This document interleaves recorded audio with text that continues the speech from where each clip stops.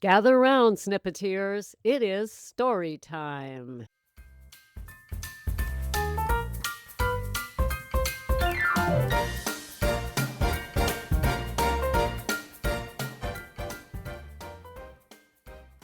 Welcome to Sobriety Snippets for Ambitious Women Over 40, where we are exchanging hangovers for higher consciousness, one powerful snippet at a time. Gals, today it is Sanctuary Saturday, a segment of the snippets where we talk about that all-important first year of sobriety. Today I'm going to tell you a short story from the Peace Pilgrim. The Peace Pilgrim.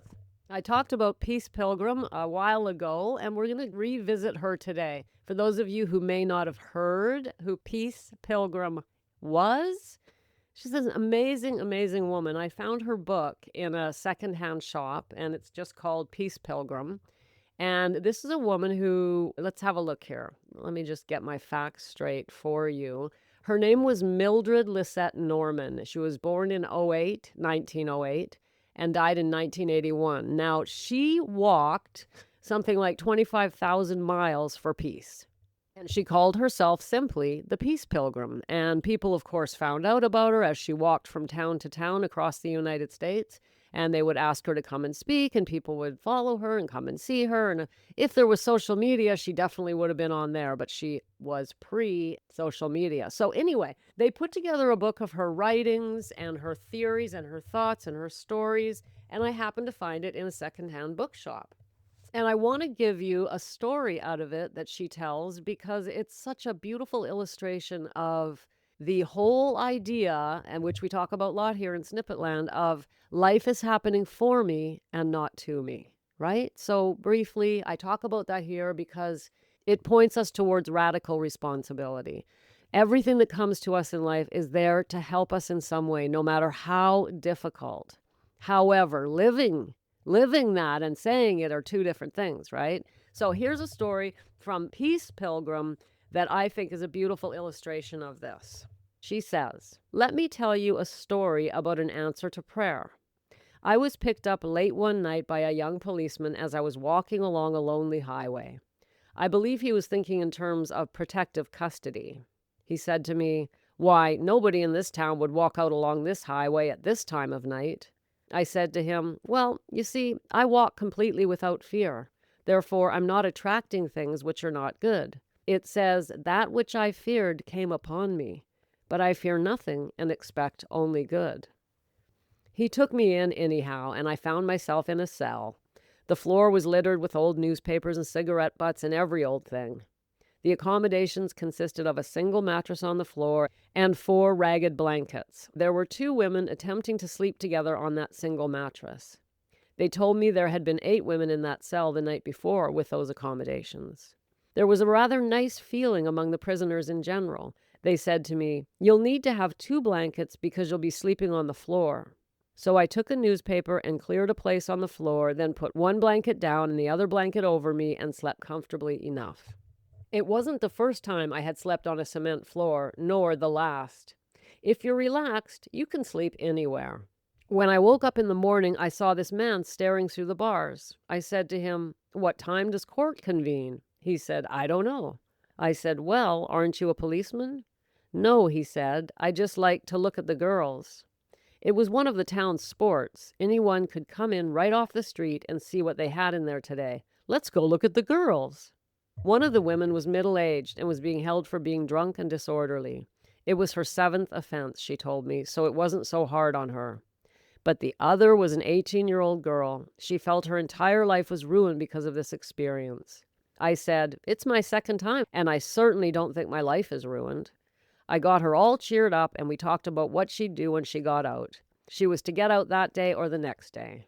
Then they changed the guards. I never saw a matron. The new guard saw me and said, "What are you doing in there? I saw your picture in the newspaper. I heard you over the air." Then they just let me go. But before I left, I got a broom from the man who cleaned up around there and gave it to the girls so they could clean up their cell. I also got them a comb. Their hair was all matted. They had been there about a week without a comb.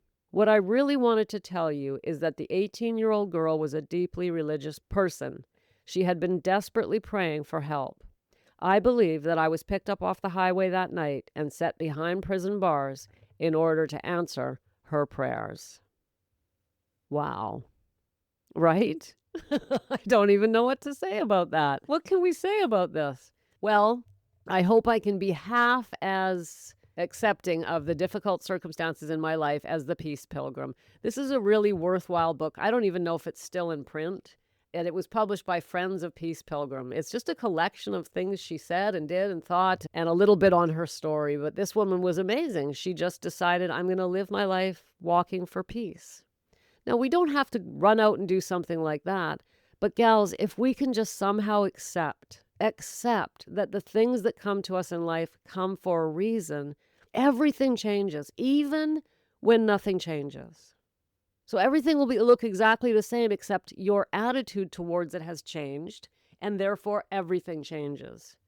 She could have been, come on, think about it. It's the sport of the town. You get to go in and stare at the woman who's been tossed in jail. How is that right? How is that right?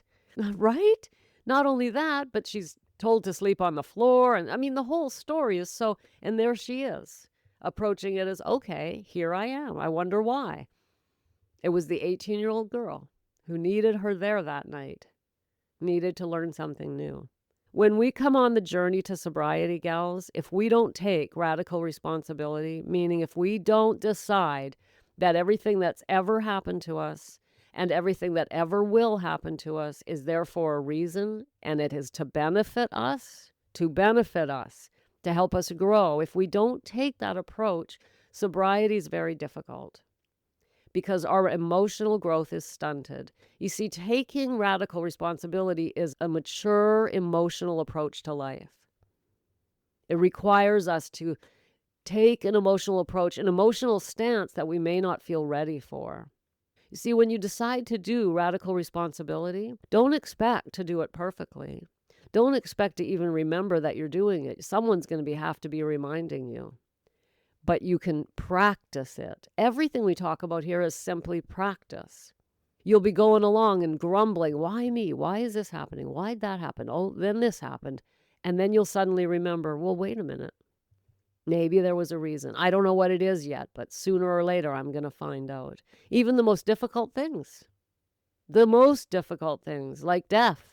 Here's another story for you. There's a man that went to AA for, I think, almost 50 years or something.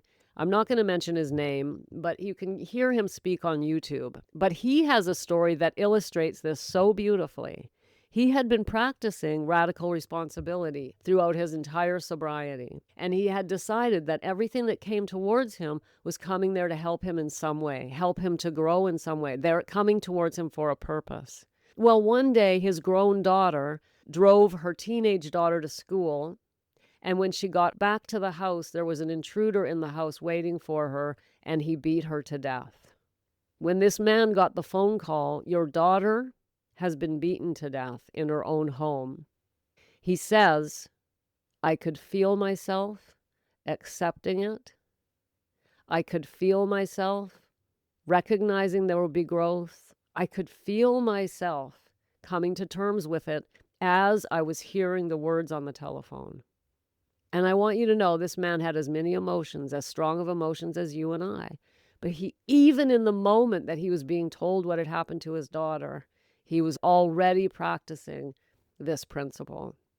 And he tells how he very soon after was able to move into total forgiveness of the man who broke into his daughter's house and beat her to death. Now, this sounds pretty out there. Let me just say this. I hope you never, ever have to go through anything like that. But it's a beautiful example of how the things that we take so seriously, that seem so difficult, that seem so overwhelming, stop and ask ourselves, okay, what am I going to get out of this? And sometimes the answer is going to be nothing. Hello. But it just means it's too soon. We can't see it yet, or we're unwilling. Don't spend too much time. Listen, the point of this is not to figure out what you're supposed to get from it. Don't worry about it. You'll get it, whatever it is.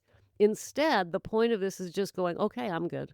I know there's an underlying cause. I have faith that there's an underlying cause for this, and therefore I can work through it. It doesn't mean we don't mourn. It doesn't mean we don't feel sad. It doesn't mean we're emotional robots. In other words, emotionless robots.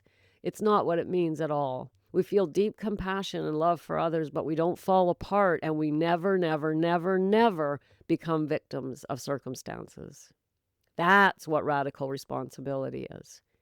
We never say the words, well, it wasn't my fault. Well, they did it to me. Well, it was because of this. Never. That was a hardcore one. Listen, gals, I want the nothing but the best for you, and that's why I give you high ideas here in Snippet Land, because I know you want them too, and I know you can take them. And the ones you don't want, you just listen to them and put them on a back burner, and maybe you'll come back to them sometime later on. Gals, I'm going to ask you again today for a review. That is right, a review. I would like you to give me back some love by going to the app that you're listening to my voice on and reviewing the snippets for me. Let's get out there to more and more 40-plus women. One of the quickest ways to push this show farther out into the world is for you to react to me. For you to tap some stars or write a review, or better yet, both. And that tells the algorithm, this show is it. People like this show. Let's show more people this show. So grab your phone, send me some love, and help me to help more women just like you. Thanks for popping in. Be sure to come back next time so I can keep your head on straight. Sending you buckets of love.